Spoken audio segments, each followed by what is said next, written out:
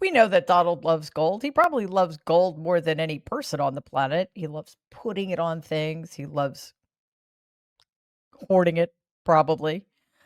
What's weird, though, is that everything he touches or attaches himself to turns to dirt. Take, for example, his takeover of the Kennedy Center, a once hallowed institution.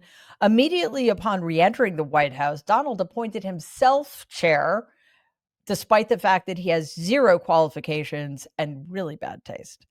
He made sure that his newly installed personnel on the board and in the Kennedy Center administration were people loyal to him and his agenda.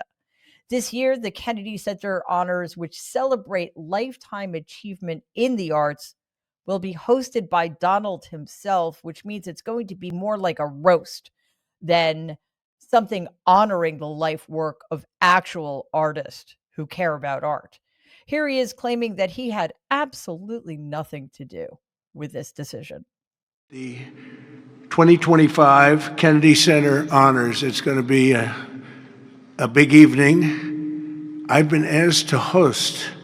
I said, I'm the President of the United States. Are you fools asking me to do that? Sir, you'll get much higher ratings.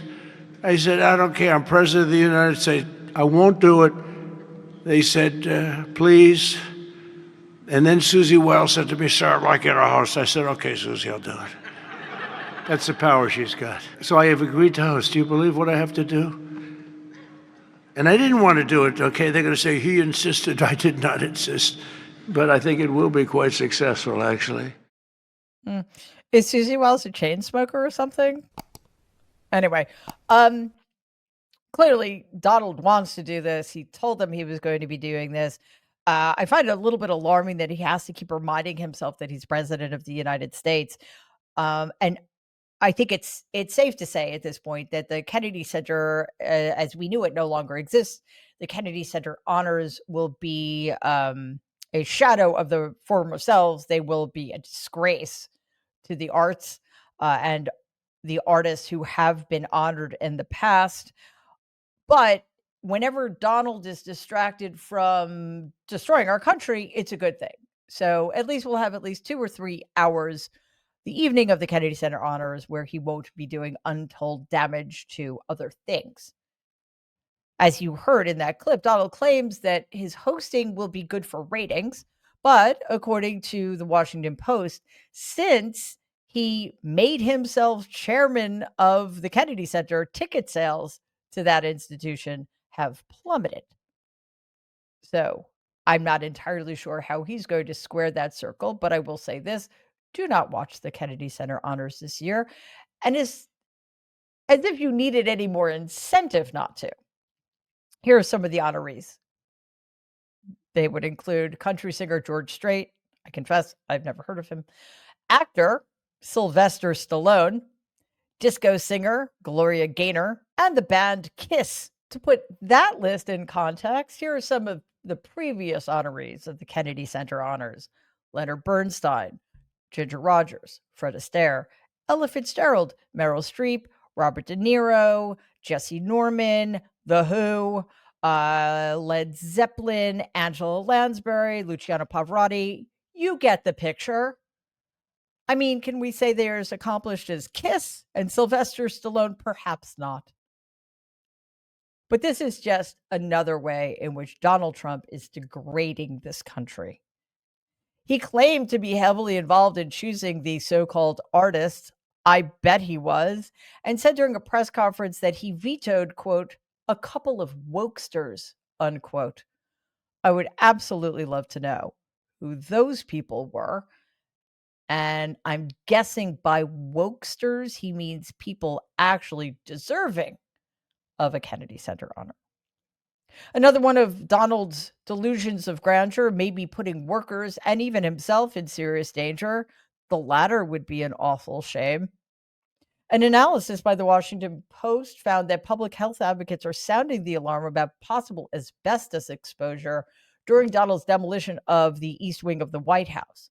This, of course, was ordered in order to make room for Donald's $350 million gaudy, shadily financed White House ballroom.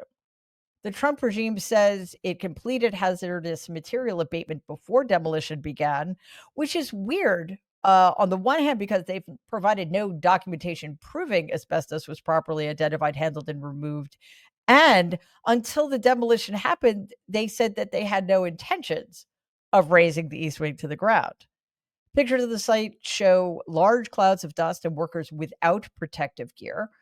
This has caused concerns that workers, tourists, and people in nearby offices could have inhaled asbestos. Fibers from this substance are conclusively linked to cancer and lung disease. Senator Ed Markey sent ASECO, the construction company that handled the demolition, a request for information on its waste management procedures. As far as I know, they have not yet responded. I think they're too busy trying to undo the damage from all of those one-star Yelp reviews they've been getting. But before we go on, we can't let Donald ruin our country. So please like and share this video. And if you believe in our mission, please subscribe to the Mary Trump Media channel. Now, we're also finding out that Donald's government shutdown and the military takeover of DC are killing that city's tourism. Skift.com reports that, quote, occupancy for hotels in the broad Washington, D.C. metro area progressively declined since the summer. It was down 3.9% in July, 5.2% in August, 5.8% in September, and 6.2% between October 1st and October 25th, unquote. That is high season for tourism in DC, a very, very bad sign. Donald deployed the National Guard to the district on August 11th, and the government shutdown started on October 1st. So it is not surprising that tourists are staying away from a city that Donald has essentially invaded. Fox 5 DC has additional information on the ways in which Donald's failed leadership are hurting DC businesses. Take a look. We're in Upper Marlboro, Maryland at a charter bus depot where they help coordinate tours for students, adults, international visitors, all coming to D.C. Now with the Smithsonian's and all the federal buildings, the Capitol shut down for tours and for visiting, a lot of groups are having to cancel or massively adjust their plans. We have students that are coming from, across the U.S. that are not able to do their scheduled tours. And it's kind of unfair to them because they can't cancel last minute, but at the same time, the student tours, they have to go on. Remember, a lot of these were booked more than a year out. Haymarket Transportation telling me they've also started getting requests to post pay from government contractors who won't have the funds available until the government reopens. That's what happens when you put somebody like Donald Trump in charge, who is now presiding over the longest government shutdown in American history. And if you'll remember, before this, the longest government shutdown in American history was also presided over by him during his first term. So things are just going to keep getting worse as the government shutdown looks like it's going to continue with no end in sight. Good job, Donald. Please take a second and like and share this video. Be awesome if you could subscribe to the channel. If you're listening to us in podcast form, please follow us and give the show a 5-star rating because it really does help other people find our content. Thanks.